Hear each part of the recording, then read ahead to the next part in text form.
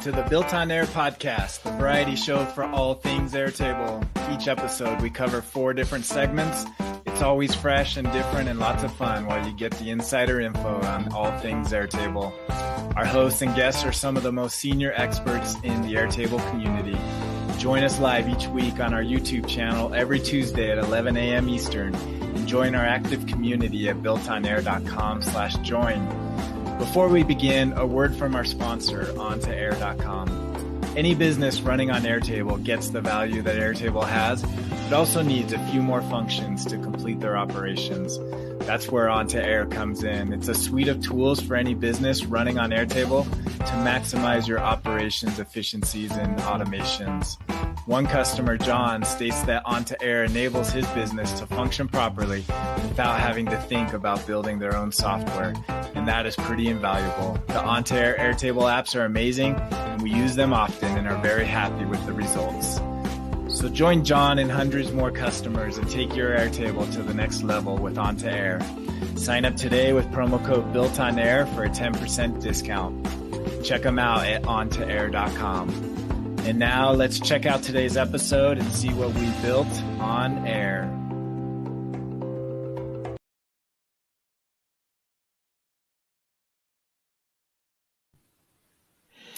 Welcome to the Built on Air podcast, season 12, episode 7. Good to be back with you, as always, live every Tuesday at 11 a.m. Eastern. We've got a full house with us. Camille, welcome back, as always. Good to have you. We have Ali was supposed to be back, but apparently she is stuck in Italy, I believe, and her flight got delayed home from Italy, so she should be back with us next week. But we do have 2 experts with us, familiar faces, Ben Green and Scott Rose. Welcome. Thank you so much. Thanks for having me. Always good to have you back. And we're going to have a friendly competition between Ben and Scott coming up in the show. Excited for that. So that will be fun. They are both kind enough to join and take on a little competition. So I'll walk through what we are going to be doing today. It's always roughly a 1-hour show. We do a few segments learning about Airtable, how we can use it in our businesses and personal life. We will start off talking about what's going on, keep you up to date in any news and topics and gossip of what's going on in the Airtable communities. And then we will introduce our challenge. We call this our Air Chefs. Scott Rose will be representing Team Make and Ben Green representing Team Zapier. And we will give them a challenge. They don't know the challenge yet, so they will we'll tell it to them when we introduce it, and then they'll get busy going to work and building out an automation in those 2 platforms. And we'll see how they build it live and then see what they've built at the end of the show and compare and contrast. Maybe Camille will be our judge to determine a winner. And then after that, we'll do a spotlight while Scott and Ben are working. We'll talk about our primary sponsor, OnToAir. And then Camille will go through an automation of auto-assigning tasks to collaborators. And then we will spotlight our community, and then we'll come back to Scott and Ben on what they've built. So with that, we will start with our Around the Bases, see what is going on in the Airtable world. As far as Airtable announcements, lost my link. Let me go real quick. I lost my link to the first one. Here we go. So there was only really one announcement from Airtable this week. It was about updates to the REST API. So for the developers out there, they added a new feature. Camille or Scott, I think, Scott, you commented on this thread. You want to explain what's going on here? Yeah, it gives you the ability to what they call upsert a record. And what that means is that if it finds the matching record based on the criteria that you specify, it will update that record, that record's fields that you specify. However, if it can't find a matching record, then it will create a new record. So it's either update an existing record or create a new record based on the criteria that you're searching for. Right, right. So it'll basically handle all in one. Before you had to query to see if it existed. If it did, then update. Otherwise, create. So this saves a query to do it all in one. So any Unless thoughts? I don't know. Unless you use Integromat, of course, Scott. You Yes. previously upsert. Yeah, so exactly. Yeah, so now what's interesting, it's funny you bring that up because there are some distinctions. The Airtable version of Upsert is pretty basic. And Make had built their own, Integromat, now known as Make, they had built their own Upsert command like a couple of years ago. And it's actually more powerful than the Airtable Upsert, because what it can do is it can update many records at a time. And there's some other distinctions as well. I think I might have covered them in that thread there, but I'm pretty sure. I'm pretty sure you can update multiple at the same time with this. It seems like, based on what that Airtable employee said, that it will only update one. Oh, it will find one match. It'll only find one match, and it will update one. But I don't know but I guess if it finds multiple matches, I don't know how it responds. I think it will only maybe update the first one, whatever it considers to be the first one that it finds. Mm-hmm. Yeah. So per record that you're updating here. So this is matching on the name. So each of these will update where it finds one record that matches this name, if there is a match. Otherwise it'll create. So you can update multiple records, just not with the same entry here. So each one of these records that you pass will update one. Right, exactly. And so let's just say hypothetically, in that example there, if you had two records that were labeled kickoff design work and in progress, then Airtable is only going to update one of them with the upsert. Right. Yeah, so your fields to merge on should be considered a unique field. Right. Yeah, for it to work. And that's why they give the option, you can actually match on multiple up to 3, I believe. So you could use a combination of 3 different fields to find a match. Yeah. So that is cool. We also in Ontaire, we have this for the Zapier community with the Ontaire plugin for Zapier. You can do, but in ours, I imagine is the same as Make. Is we're essentially behind the scenes doing the lookup and then matching and then updating or creating depending on if a match was found. So basically, what they're able to do now with one step. So so I am familiar with this. I wrote our own version of it.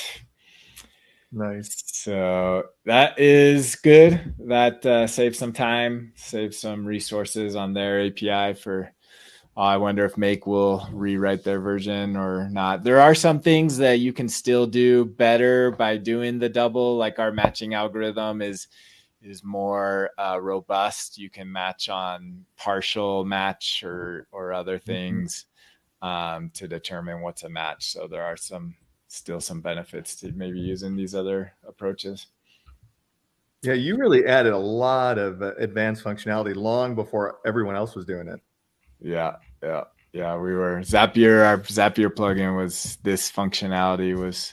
This Upsert was like our first product that we released. Do you also have the ability to monitor for deleted records, or that's not possible at all? Only right? We have like a pseudo delete, like you have to check a box saying, I want this record deleted. And then when you check that box, we will delete it for you and then pass on the information.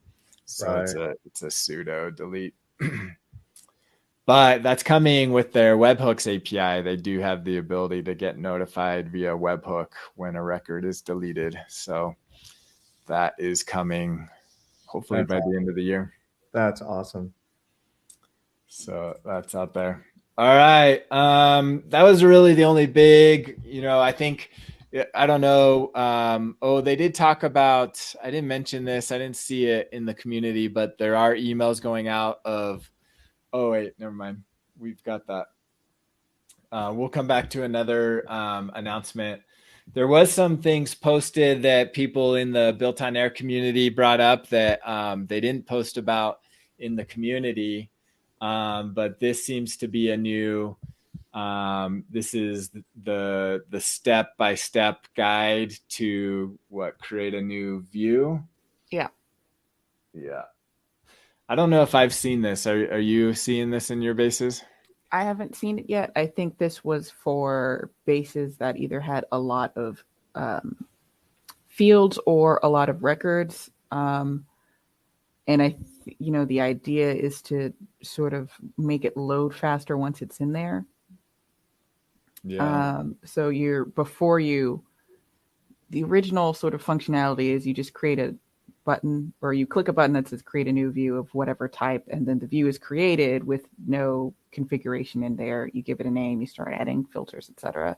This, you click the button to create a new view, this modal comes up and the view's not created until you hide certain fields and filter. Gotcha. Wow.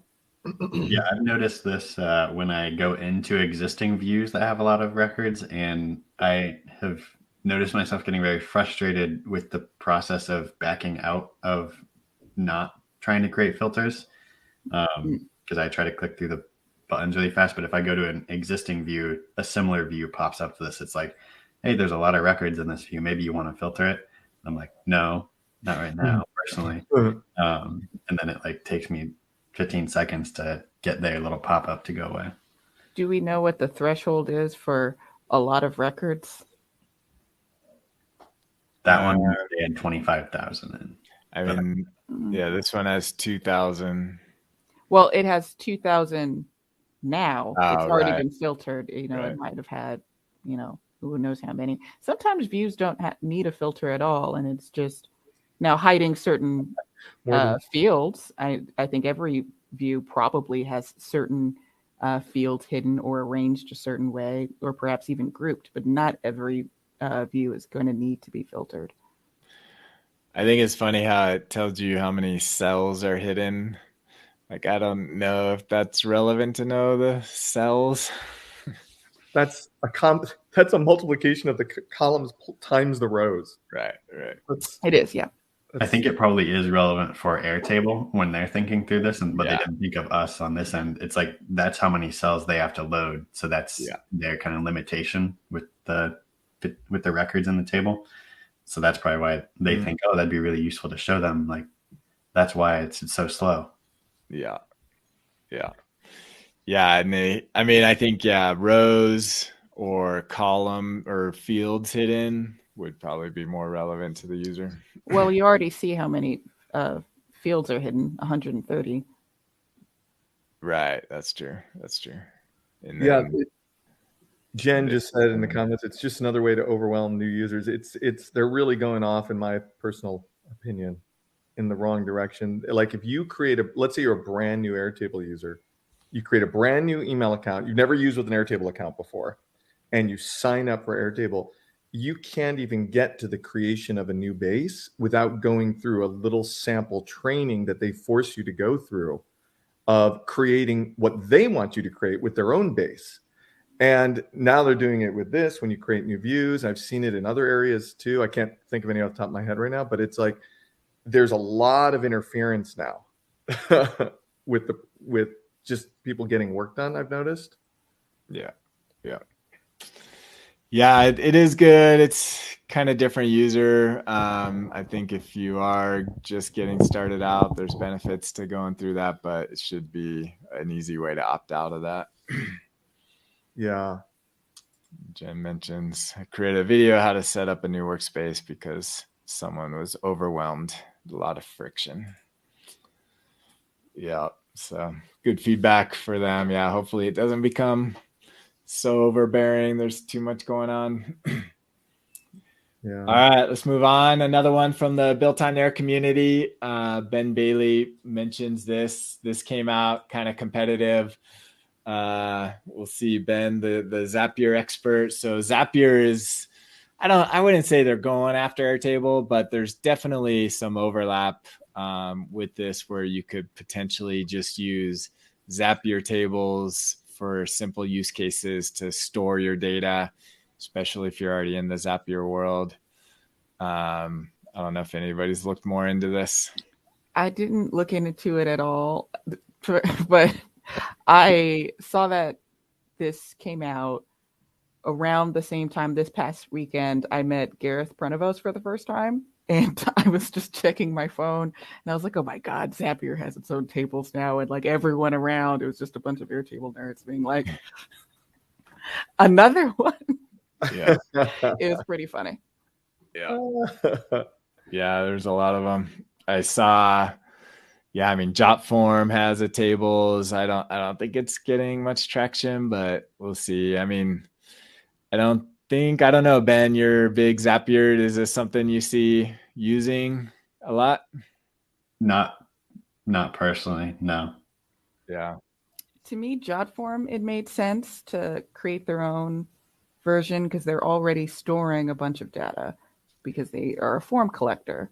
And okay, I give you another way to display and connect your data. That makes sense. Zapier is, they do what they're like the name or one of the names in connecting all of these different apps together, and not a name at all, in my opinion, in collecting data per se. It's about sending data from one place to another. And this just seems like, fine, I'll make my own is how it feels. Yeah.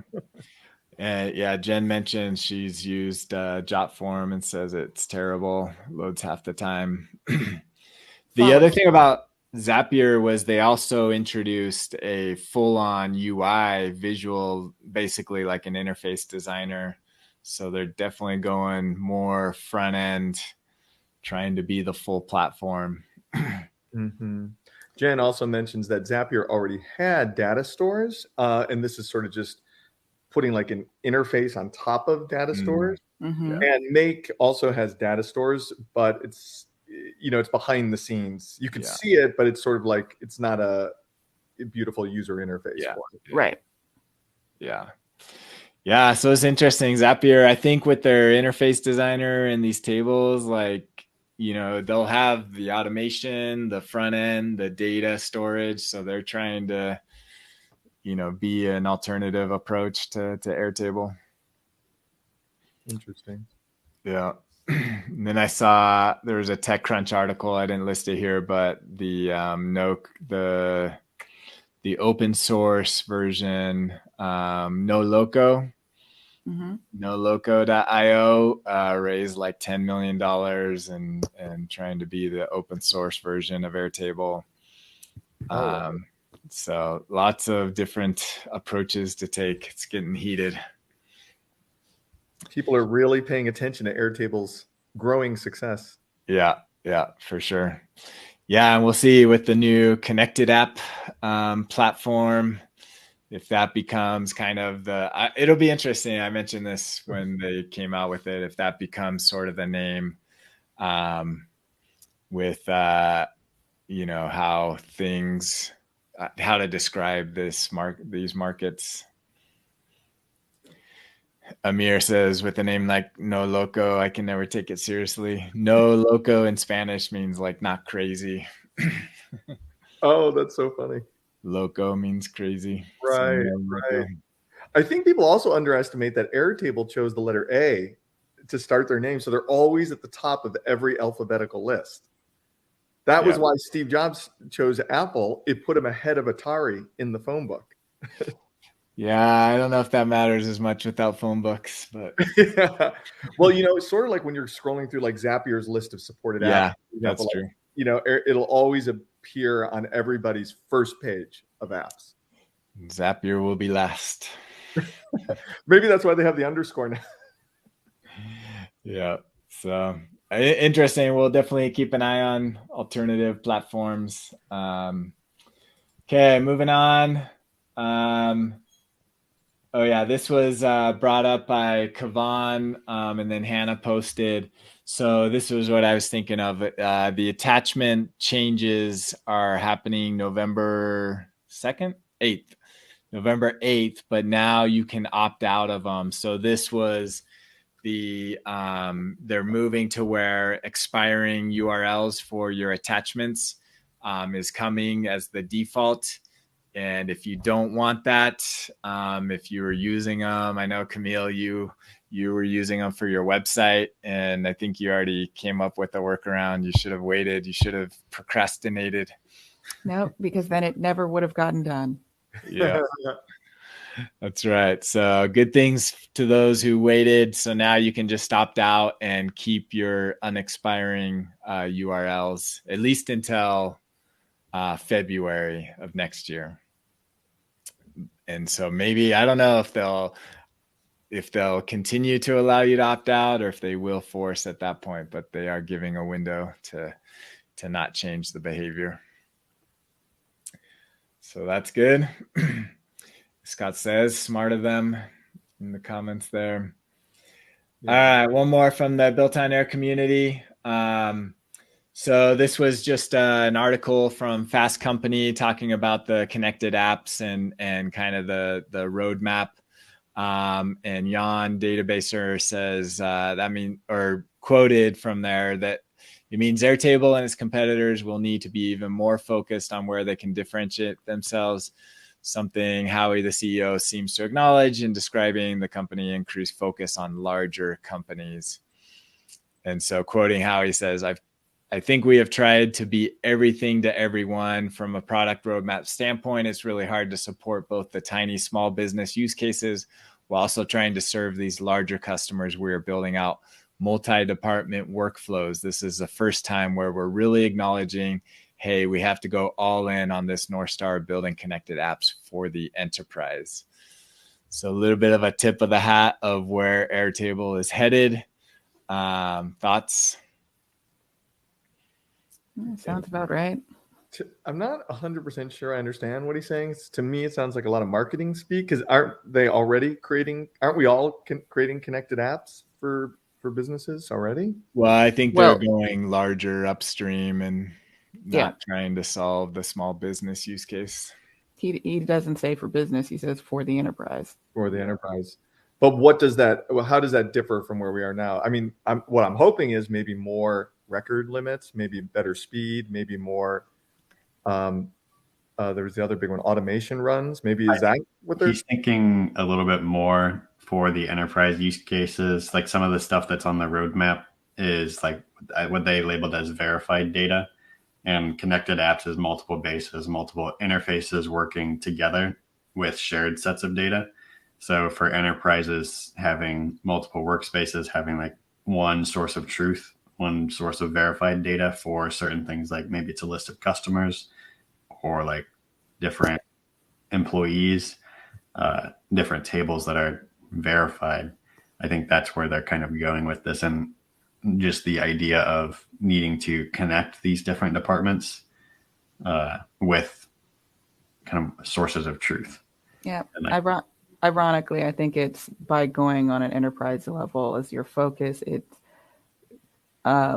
like the first part of that quote was like, we can't be everything to everybody, but by going to enterprise, it's sort of acknowledging that your now ideal user, someone at the enterprise level, is going to have even more stuff stored in Airtable, because a small business might only need Airtable to manage their inventory when they're like in the warehouse or something.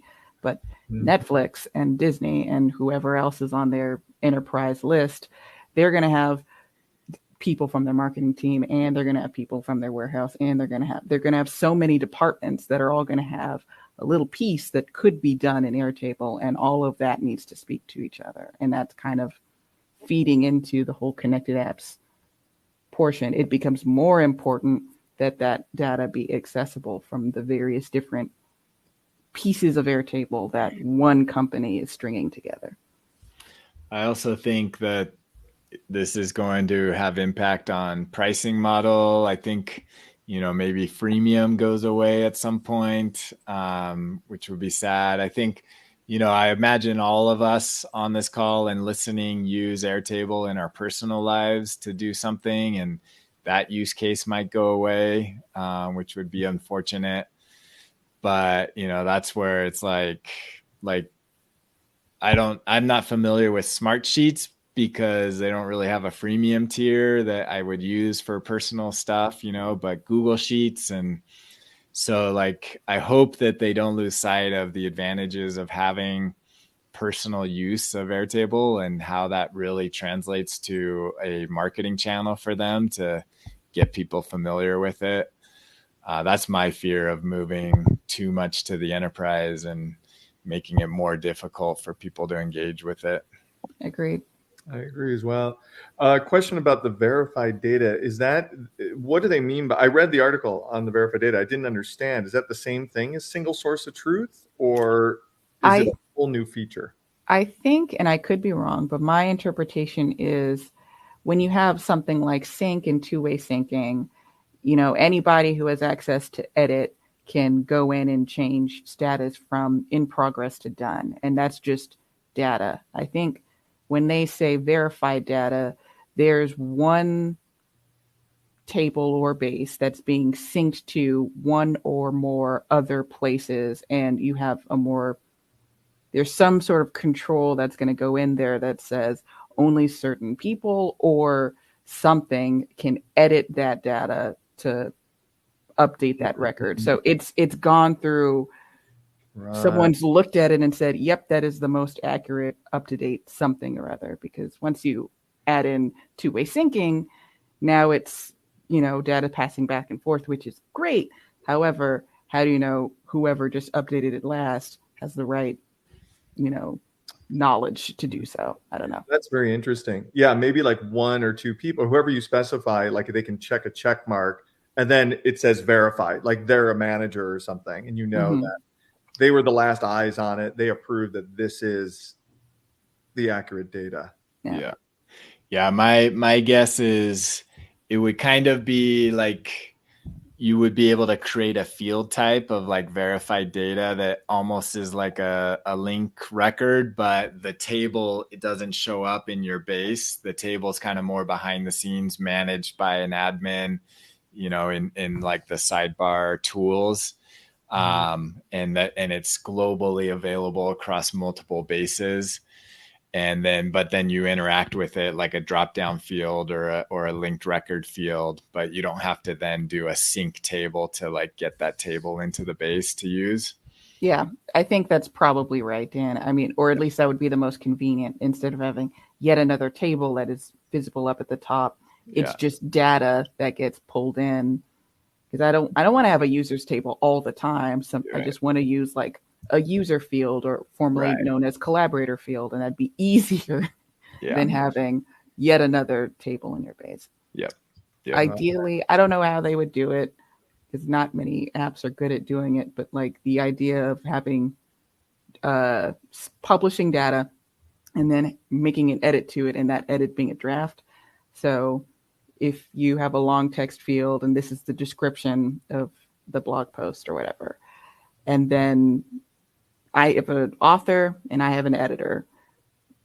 Author sends it off to the editor to review and make edits, but I want to be able to see, the revisions more closely aligned, not looking at record history. I want like a better log of how data is being changed as it's getting passed from hand to hand. And I don't know how or when or if or ever they're going to figure something like that out. But verified data to me sounds like that is a problem they run into eventually. Yeah. So anyways, it definitely will be interesting to see as they move upstream, and hopefully they don't forget their roots of how they got there. I totally agree. Then we'd have to start using C table and fire table and all the other nations of the Avatar universe that we were talking about a few months ago. Yeah, Dan, hopefully these features will trickle down to Pro and they won't forget about the individuals and the small businesses. Right. Yeah, for sure. All right, moving on. A couple tweets. This one, I felt bad for Kimber, but did chuckle a little bit. So Kimber Streams, who I believe is an editor, senior staff writer for a magazine Wirecutter, Blue Check, says banned from Airtable for making a base of all the weapons, armor, spells, and Elden Ring. Did they have enough records? Seems like a lot. Well, I'm assuming because it was like weapons, like they got banned. I don't know what Airtable's terms of service is around. I don't know. That was my guess. Is maybe I'm not an Elden Ring fan, so I don't know if this is interesting from a conversation I had with Kuvan about someone else who they shared their base with Airtable and were doing illegal activities within their base. Like, how did Kimber here? How did Airtable find out? Would be my question. How did they find out that she's doing illegal activity with her base? Like, is it just via a shared forum that's out there? Happens to have a bunch of guns on it in a linked record? Or what is the reason? Right. Or they're being facetious. Who knows? Yeah, there might be more to the story. Yeah. But yeah, it is interesting. Yeah, I remember seeing that. I think that was on your Facebook community of somebody getting banned after they asked Airtable for help with their base. And they didn't feel like, I think in their country it wasn't illegal. They were in a different country, but maybe in the US it was more gray area. Yep. So yeah, it's interesting to hear what Airtable will ban people for or not. One more. Okay, so this is just talking about, I don't think they're complaining, but it says, Tiago says, we spend $10,000 a year on Airtable Enterprise. It is the second brain of the business, piping in dozens of data sources into a single comprehensive view of our customers across all platforms. So I don't think he's complaining. I think he's just stating we spend a lot of money on this, but it basically runs their business, and gives a screenshot of all the different bases they have. I just want to know how many users that is. Yeah, I don't think I can. It doesn't show. Usually it looks like a minimum of many users, so it makes me want to say they just needed more record limits to get enterprise. Yeah, or single sign-on or something. Yeah, maybe they just wanted enterprise level, but this kind of speaks to that use case of the connected apps, but it is interesting. I think as they move upstream, I also heard, I think an Airtable person said like the average number of bases per account is actually not that big. Most companies are in one or two bases. That's what I kind of figured. Yeah. Yeah. So it'll be interesting knowing that, although that doesn't seem to ring true with most of the clients that we work with. Usually there's, they have a lot of bases. Maybe they don't use all of them, but they definitely are trying out different ideas with bases. Mm-hmm. So anyways, interesting. Just to give you a sense of, because I don't think I went to his website. I'd be curious. I've never heard of this building second brain, but it sounds like they use Airtable as kind of this framework for how to organize your digital life and whatnot. So I think it's first he was like a Notion pioneer. So he built his second brain in Notion first, just the idea of relational data in general, and kind of putting all of your thoughts and all of your life into something that can be searched through and related to. And then I think maybe then he went to Roam, like Notion, Roam, and he uses Airtable, I think specifically for structured data. But the idea of that second brain thing, I don't think really fits with structured data in Airtable. Gotcha. So he's still big on Notion. Yeah, somebody asked him, but he didn't answer if he's still into Notion. So anyways, yeah, thought was worth pointing out. So that kind of wraps up. Any other news or highlights? Recent news. We already went over the big announcements from Airtable last week or 2 weeks ago.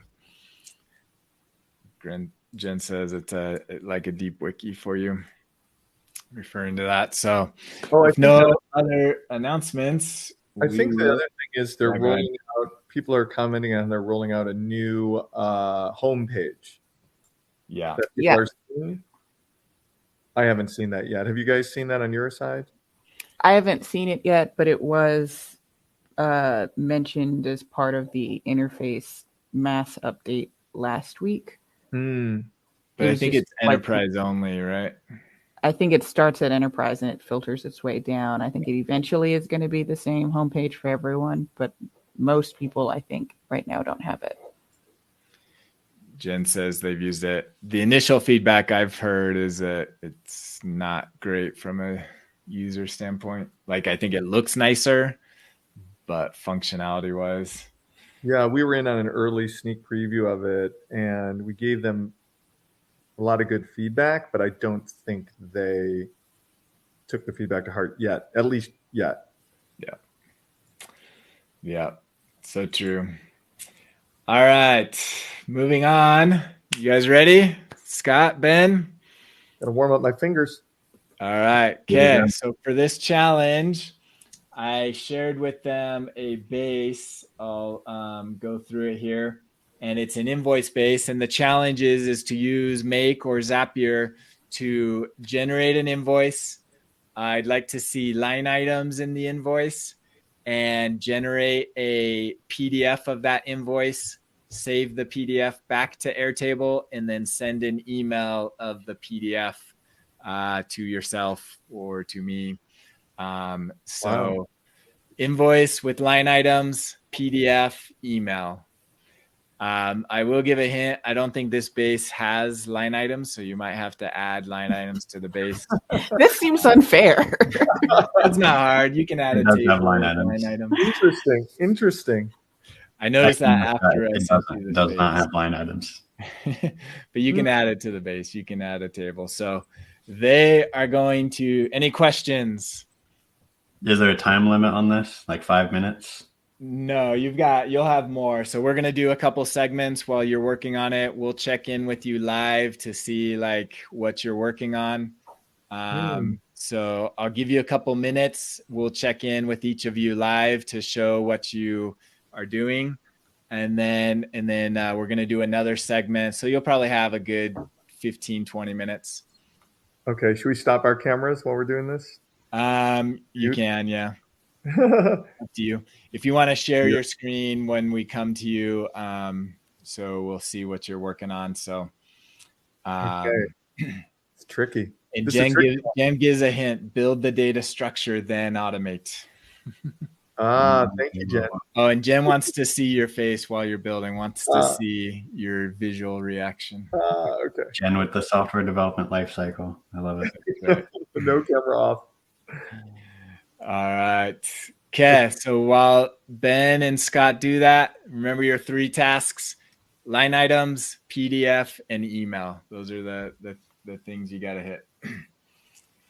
Okay. While they are doing that, we will move on. Talk about On2Air, our primary sponsor. On2Air is an all-in-one toolkit to run your business on Airtable. It's a suite of apps that allow any business that is dependent on Airtable to take the next step in their Airtable usage as a business. And we will continue to focus on our Forms product.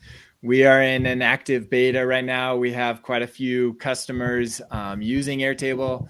We have some that are using it in production, so it's getting closer. It's not quite ready to release to the general public as we work out a few kinks, but it is definitely getting usage, and the initial feedback has been very positive. So very excited to see people using it. I thought I would show, Jen says she's working on some now, so she's one of our beta users. Appreciate that. And so I thought I would showcase how you can use it for a parent-child relationship. So we have this form here that is cars. So think of your standard cars. You have makes and you have models. I'm going to refresh this. So we start new. And this is our preview window. So our make is linked to make table. And so if you notice here, our model, you can't find any model. So this is dependent on the make of the car. And so this button is disabled until you select some makes because we've set it up to be dependent. So once you have some makes, and this is kind of a small window, let me go full screen. Once you have some makes that you want to pick, then now we have that. Now this button becomes enabled to allow you to select some models. And so these are models, excuse me, across both of those makes. So we have our Ford and our Chevy models, and you can display them in there.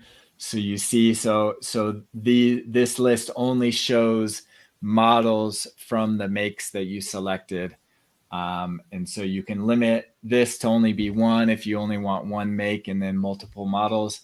So just quickly how that works, if we look at our model, which is our child field, we set up some filters on our lookup. So we're basically saying, if we wanted, we could filter it by a view, but we're saying we want it dependent on another field. And so we're picking the field that will be filtered from our selection. So that's our make field in our linked table.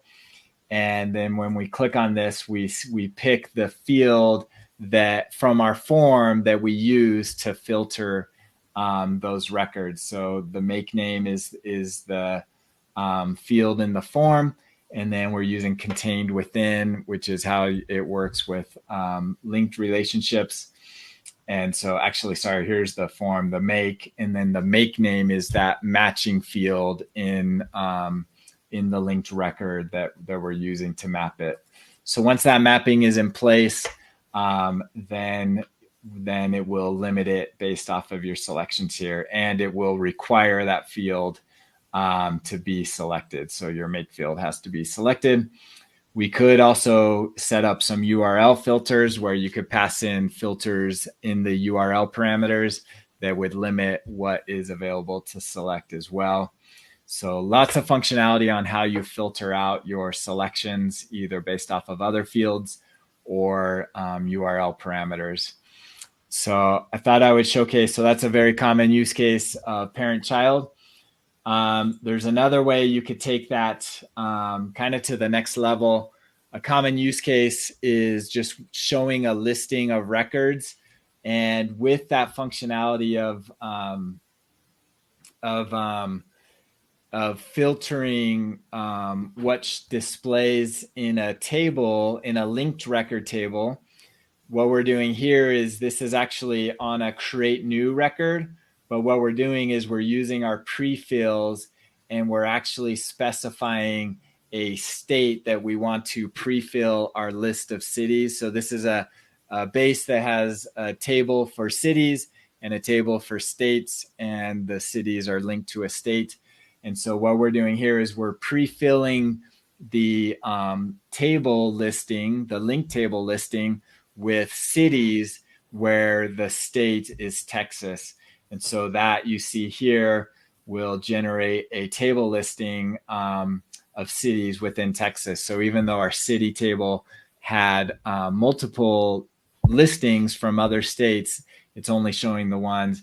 And you could use this just as a standard listing table. And this button works to send them to a different, it could send them to another form, or this one sends them to a wiki page for that city.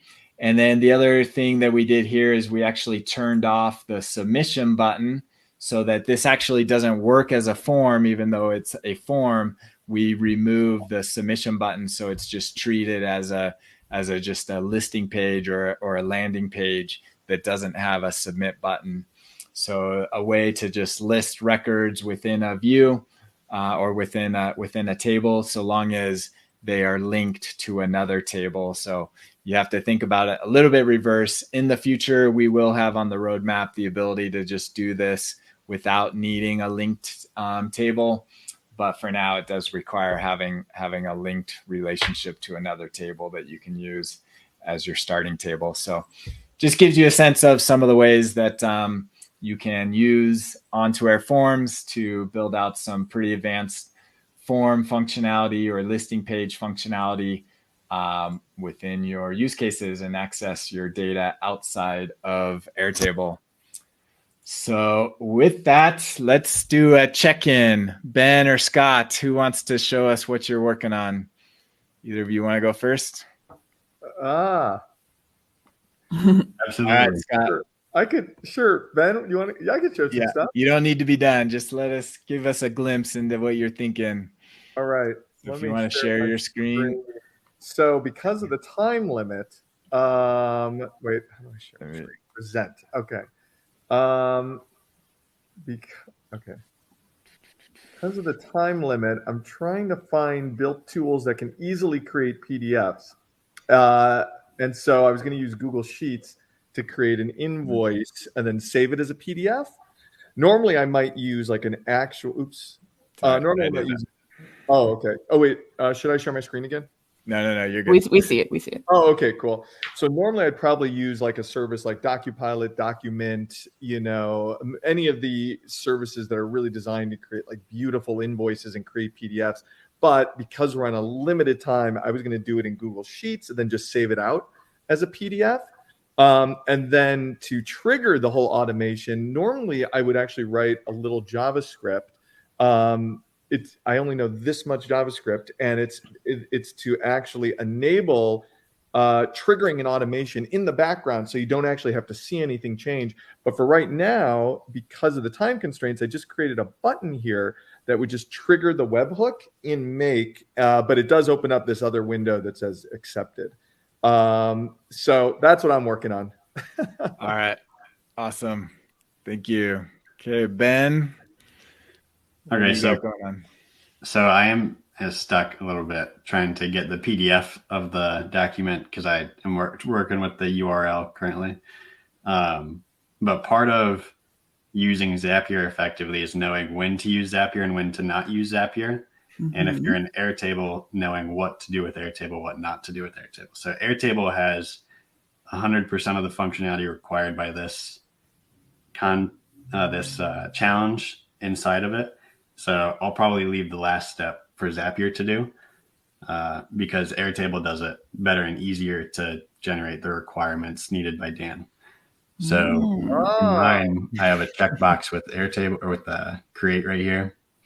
And then it goes and finds the line items where it says an error right here. Don't know why. It works fine. And then it goes and creates a Google Doc with a grid of the records or what you would call line items. It updates, and this is what I'm working with, the URLs.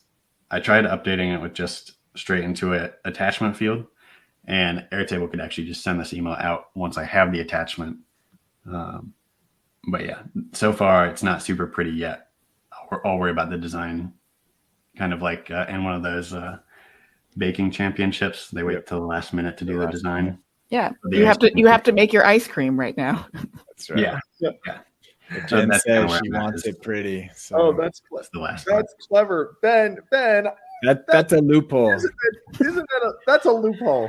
Well, what you could do, you could use Airtable to create the Google Doc, and then use Zapier to. Some of the problems with Airtable's automation is that you can't have the folder in which the Google Doc is created be dynamic.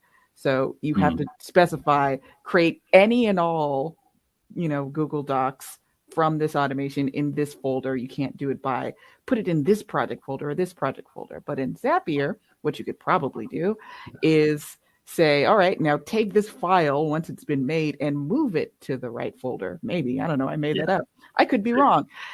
Yeah.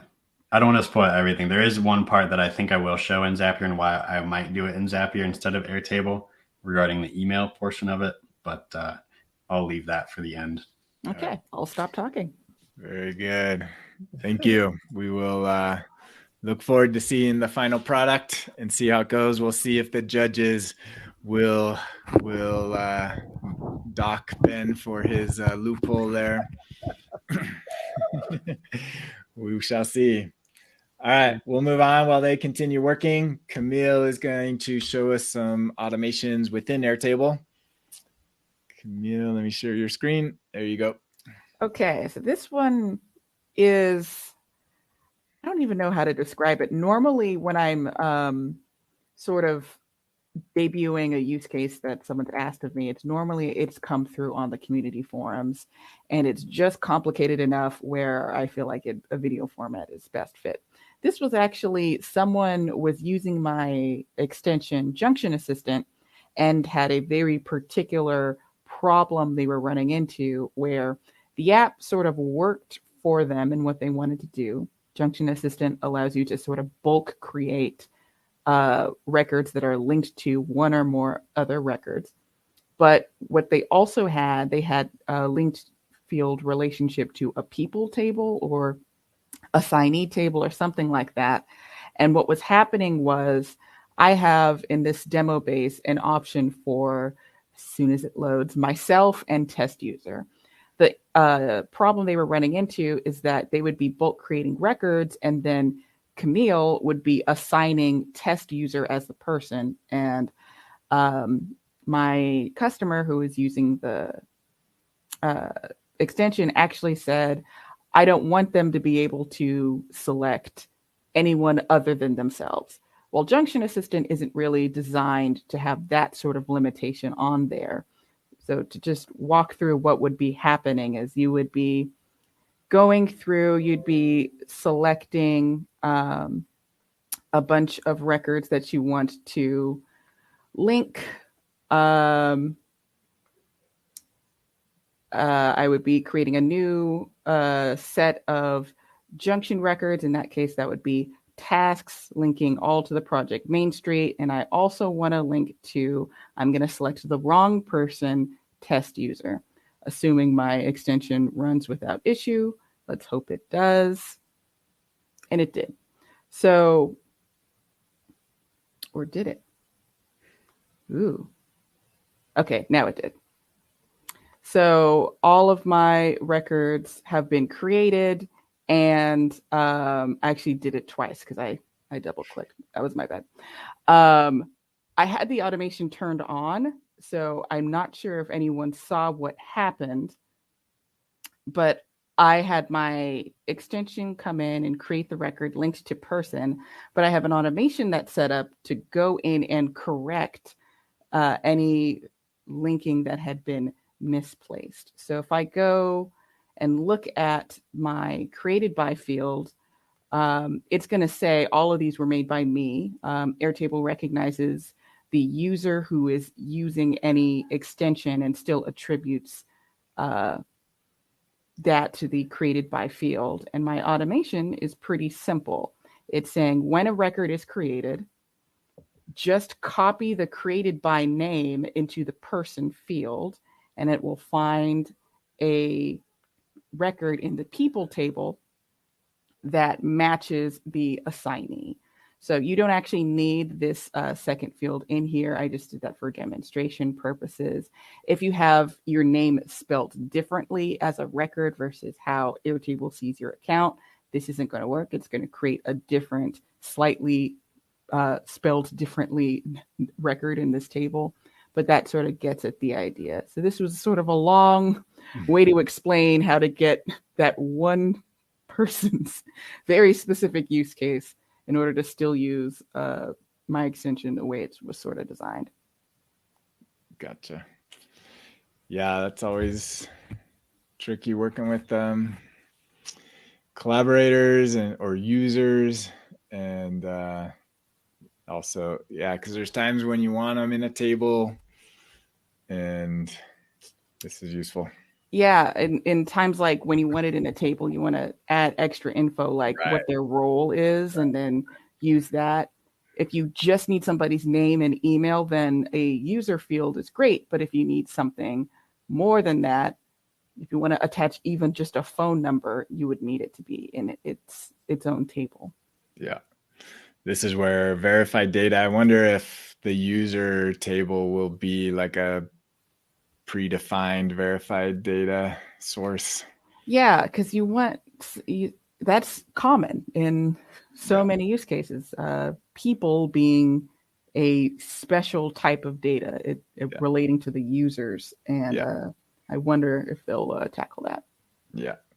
Yeah, it's pretty common for us, especially like if we're doing Slack integration and want to DM, like it's common for us to store like the Slack ID for each user.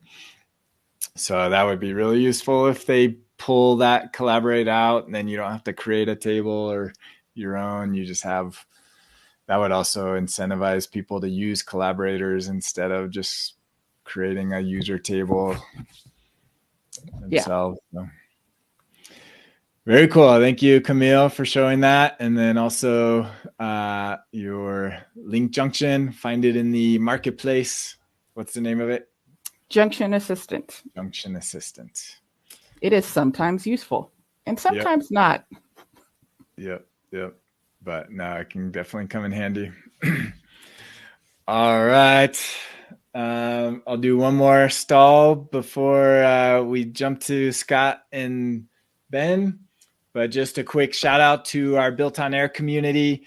We have amazing people like those on this call and many others in the community, very helpful, helping each other out, learning how to use Airtable and growing your business and improving in your own business operations. We would love to have you join. If you're not already in, please check us out at builtonair.com/join. We'll get you into the free Slack community and sign up for our weekly newsletter.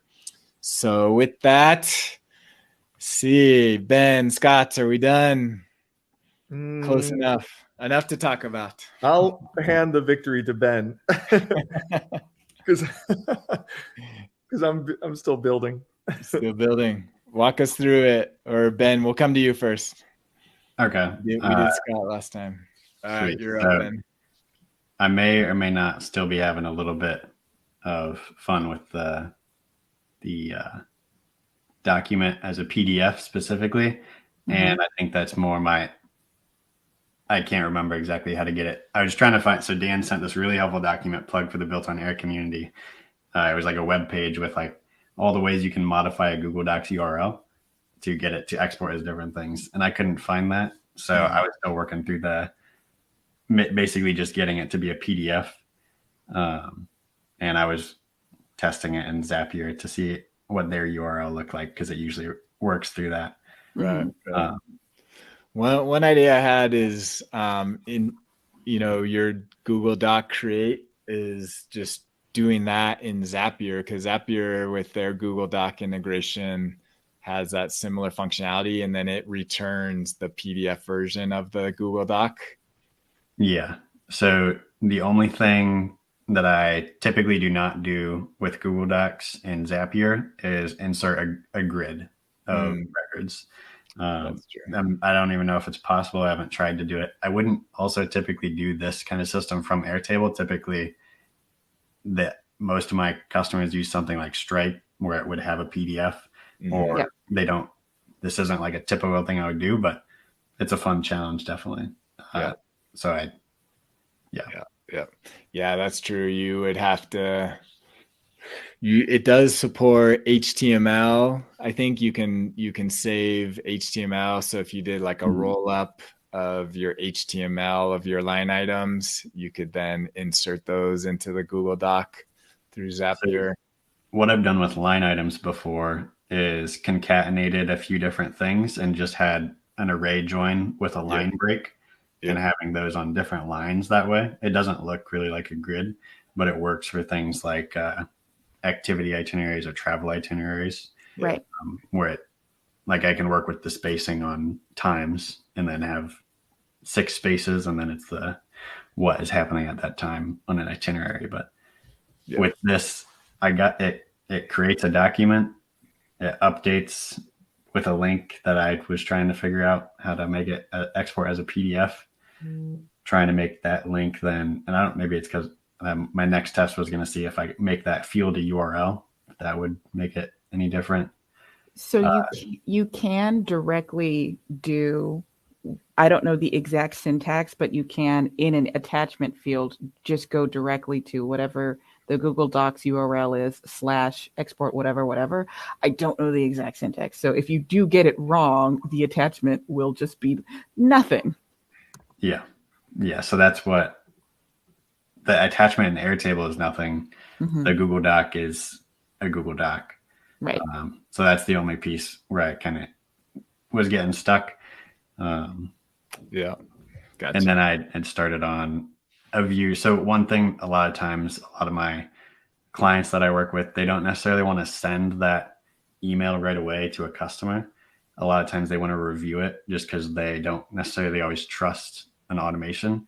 They're slowly building that trust. So rather than use Airtable to just send an email, which is your only option, a lot of times what I would use is Zapier to create a draft of the email instead of actually send that email. So that's what I was going to use Zapier for, specifically, is creating a draft in my email with the PDF attached. And the PDF is the only thing I couldn't really get to work out there. That's a good idea. I haven't used that trick. I like that. And it just shows up in your draft folder. Yep. Yeah. I can go test this. But yeah, I use the drafts a lot to get people. I think that's what I used. Yeah, that's what you had. Yeah. But yeah, it just shows up. I don't know what emails are going to show up here. So yeah, there's the file there that has the export. But I was there. Let me see if I can. Oh, okay. I just don't want it to show all the emails in the inbox. Yeah. 1 second. Jen mentions it's HTML in Google Docs to create. So this was the final product, just very basic, nothing really spectacular in the email. And then this is what it downloaded something here. If I open that, it is not what I was looking for. So that is a PDF. It just doesn't have the right content type. Aha. So I got a PDF, is what you're saying. Yeah. Haha. Yeah. It just, I think it's missing the extension or something. Let me go really quick and see if I find him. But yeah, so that's really the key. Pretty much everything I do is like, what can Airtable do really well? And then what can Zapier do really well? It's not always, like in this case, I could probably do everything in a tool that the customer doesn't have to pay for an additional tool with, like Integromat or Make. So I would try to do it all in Airtable. But I don't know how I'd try to do this so in a different scenario, what I would have done is I would have used PandaDocs if I had like a tool of choice to connect with Zapier, which is where I see Zapier really like being magical, you could say. I would connect this invoice record with PandaDocs, where you can feed in arrays of line items, and it will create a whole pricing table with the like subtotal, total cost, and it also gives you an export as PDF option from that.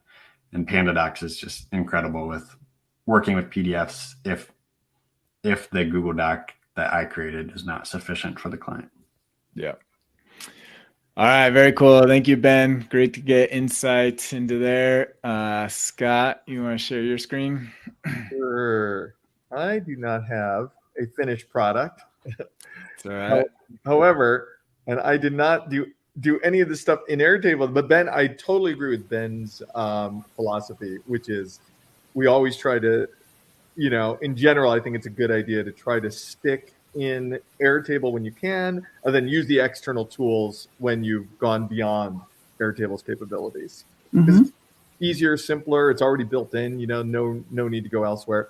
So basically what I was working on building here was a scenario in Make where what happens is when you start here in Airtable, the person would click on this button called Create Invoice. And when they do that, it would then trigger this. Here, let me run this right here. You'll see it work. When I click on Create Invoice here, it will actually trigger the scenario. Oh, it already did it so quickly that we missed it. But basically, it starts the scenario. It then gets the invoice record, which is from this table. It gets the invoice record that the person was clicking on. And then it creates a brand new spreadsheet in Google Sheets. And then it goes down this router path here. Over here, it'll search for all the line items that are associated with that invoice. So it's pulling from this table. I renamed this table hours because that's actually what the columns were called already. So it will actually find all 5 of these line items, and then it'll keep adding rows onto the Google Sheets document that it just created here.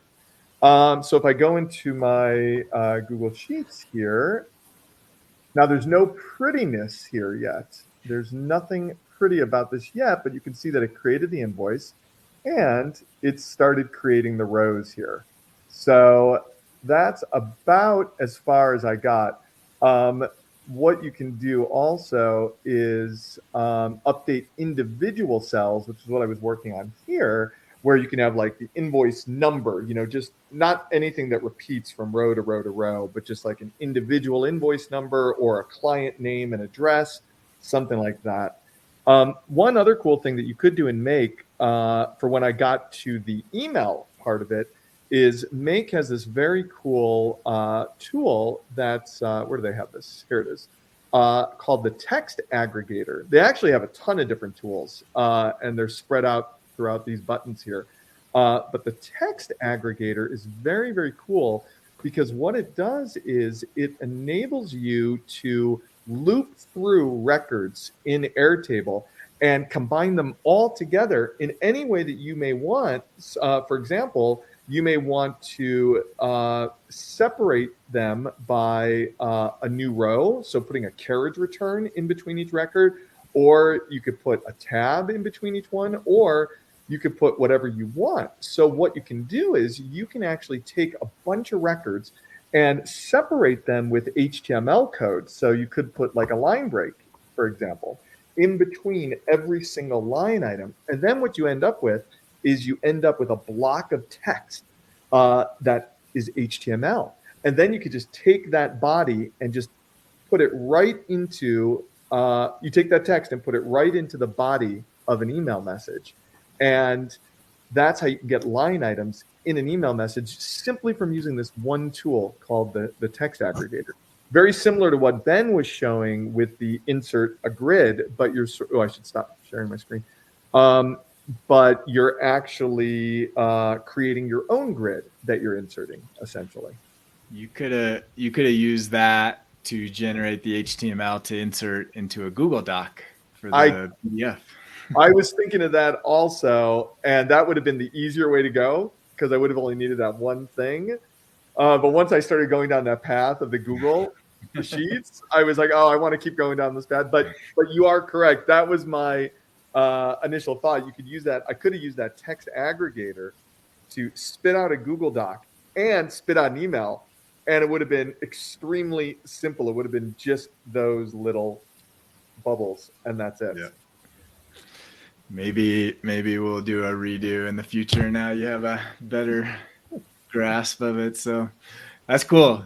Awesome to show. I will say I'm definitely have used Zapier more than Make, but as far as a visual designer, Make wins hands down from their visual UI of the different steps. I definitely give the win to there.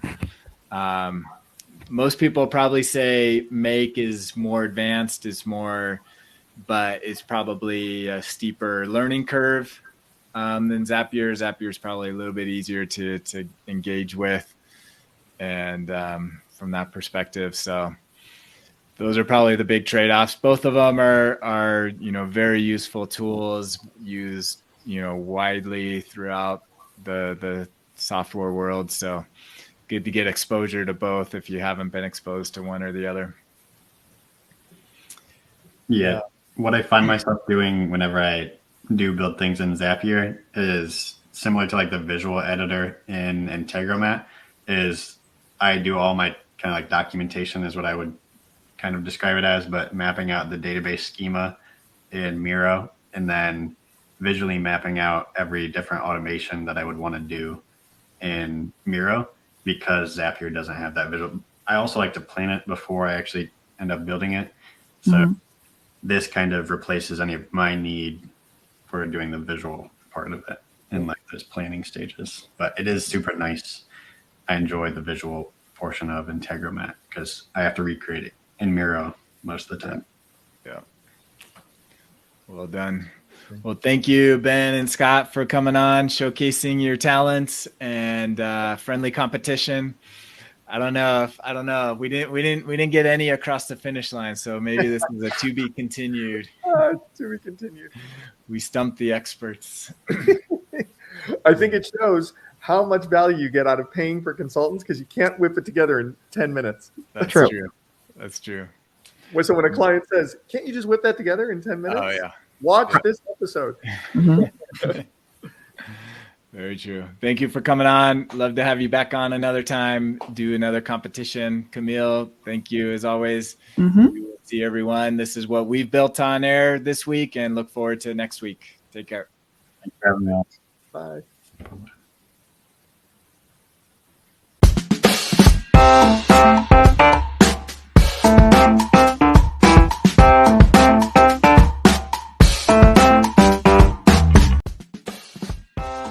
Thank you for joining today's episode. We hope you enjoyed it. Be sure to check out our sponsor, ontoair.com, and we will see you next time on the Built on Air podcast.